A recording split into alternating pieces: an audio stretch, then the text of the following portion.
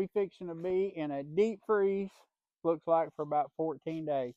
I'm going to show you a couple of tips to help protect your plants during this Arctic blast. All right, get you some plastic, whatever you can find, whatever you can put your hands on. This is 6 mil greenhouse plastic that I had left over from the greenhouse. What I'm going to do is drape this over these plants. If you have these little pegs or spikes that's made for holding plastic down, all you have to do is just push it down through the plastic and push it into the ground. Now, if you don't have those spikes, use a brick, block, something heavy, T-post, shovels, whatever you got that's heavy.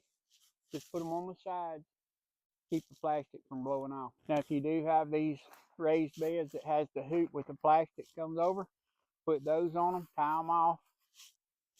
Now, this is actually plant protection cloth.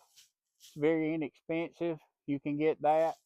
We're going to cover up the turnip greens. Now, even though turnip greens are cold hardy, they're not going to survive the temperatures in the teens for about 14 days, which is what they're telling us we're going to have down here in the south. So just get those covered up. Now, one thing that I did is I just took some old boxes, put them in the center of the row, and pulled the cloth over it. And all we want to do is just put something on the corner, brick, to keep it from blowing off.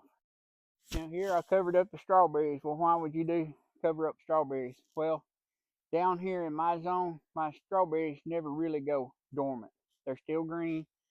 They haven't went through that process where you can cover them with straw. So I just covered them with plastic, put something heavy around it just to give them a little extra protection. All right, now find whatever you can find. My grandmother used to take blankets out and cover her plants that she wanted to protect. So it doesn't really matter what you use. For the most part, plastic is the best, the plant protection. Just get them covered up, put something heavy around. When the sun comes out, everything under this plastic will start to heat up. If the temps creep back up to normal temperatures, but still going to be extreme cold that night, be sure to come out and uncover one side of these plants, because you do not want to cook them. If you're using the hoops, just open up the end of the plastic so that air can get through them so they won't get too hot. Now here's another great tip in cold weather. If you use hose reels in your garden or anywhere outside around your house and landscape, pull the pins, take these inside where they can't freeze, because it's hard to drain the water out of these. So get them inside, protect them. So we all have to deal with these